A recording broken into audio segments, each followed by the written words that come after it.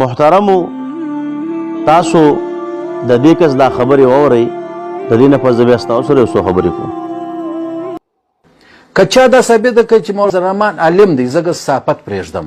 مولوي فضل الرحمن یو کتاب نه دی لیکلی، یو شی خالي سیاسي خبرې زده دي، یو درس د تدریس شی نه دی زده، قدرې لا نه دی زده، شرصلات لا نه دی زده. موږ خو لا ویلی دی حفظ قرآن دی حافظ دی ته ماته راوښه. مولوي فضل الرحمن حافظ دی، قاري دی، تراویح ورکولی سي، خیر خیریات دی. دا کس وایي که چا دا ثابته کړه چې مولانا صاحب دا عالم دی نو زه به چې کوم دی دا صحافت پرېږدم. اول خو ستا د صحافت پته لګي نه چې ته صحافي یو که نه، او دیمه خبره ته دا وې چې هر مولانا صاحب عالم دی او که نه دی. نو تاسو د مولانا صاحب دا خبرې واورئ. تو یہ وہ زمانہ تھا جس میں ہم پھر اس کا میں دارالعلوم حقانی اکوڑا خٹک چلا گیا جی. میں نے پھر سن 1979 میں وہاں سے فراغت حاصل کی، دور حدیث پڑھا، اور اس کے بعد میں ملتان چلا آیا. تو اگلے سال میں نے ملتان میں جامعہ قاسم العلوم میں تدریس شروع کی جی. 1 سال میں نے پڑھایا. مولانا صاحب وایي چې په 1979 کې زما دا کوړی د مدرسې د حقانی نه چې کوم دی فراغت شوی دی. اوس هم د مولانا صاحب هغه استادان ژوندي دي لکه دیر باباجي او نور علما. نو چې تاسو مولانا صاحب عالم نه منې نو لاړ شه هغه استادان ژوندي دي هلته تپوس وکړه چې دا د دې ځای نه فارغ شوی دی او که نه، او دا عالم دی او که نه دی. دا یو ثبوت. دویمه خبره ته وایې چې مولانا صاحب یو کتاب نه دی لیکلی. نو که چېرې په کتاب په لیکلو باندې یو سړی عالم کېږي او که کتاب یې نه لیکلی نو بیا دا عالم کېږي نه. نو داسې ډېر خلک شته دي چې عالمان دي کتابونه یې نه دي لیکلي، بیا خو هغه هم عالمان نه دي. لکه ته ماته د حضرت ابوبکر صدیق رضی الله تعالی عنہ کتاب راوښایه، ته ماته د حضرت عمر رضی الله تعالی عنہ کتاب راوښایه، او ته ماته د حضرت عثمان رضی الله تعالی عنہ کتاب راوښایه، او ته ماته د حضرت علی رضی الله تعالی عنہ کتاب راوښایه. دا نن سبا علما خو پرېږده که د دغې صحابه کرامو کتابونه راخولی شي چې هغوی لیکلي دي نو بیا خو به هغوی عالمان وي، او که هغوی کتابونه نه وي لیکلي نو ستا په نسب باندې دغه صحابه کرام هغه عالمان هم نه دي.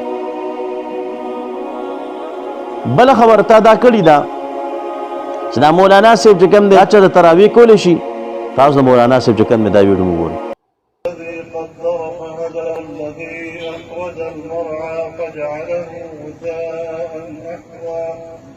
سنقرئك فلا تنسى غير المغضوب عليهم ولا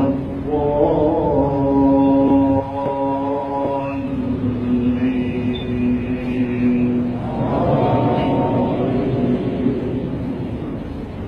وأطيعوا الله والرسول لعلكم ترحمون وسارعوا إلى مغفرة من ربكم وجنة عرضها السماوات والأرض أعدت للمتقين. مولانا صاحب بدې کې چې کوم دی دا مونځ نه کوي، خلکو له چې کوم دی جمع نه کوي، خلکو له تراویح نه پړاوئ. نو دا ستا د دغې خبرې هم جواب دی چې ته یاره مولانا صاحب چې کوم دی تراویح کولی شي او دا کولی شي. دا مولانا صاحب څه کوي؟ دا ګډېږي مولانا صاحب. او تاسو د مولانا صاحب دا ویډیو مو ګورئ. یا نضع الموازین القسط یوم القیامہ.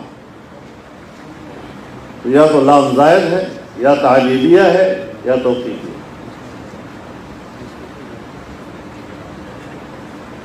وأن أعمال بني آدم وقولهم يوزن. وقال مجاهد القسطاس والعدل بالرومية. قسطاس اس کی دوسری روایت قسطاس بمعنی عدل کے ہے رومی زبان میں. مولانا صاحب چې کوم دی د بخاري شریف درس کوي نو چې مولانا صاحب عالم نه دی د بخاري درس د کم دی نه کوي.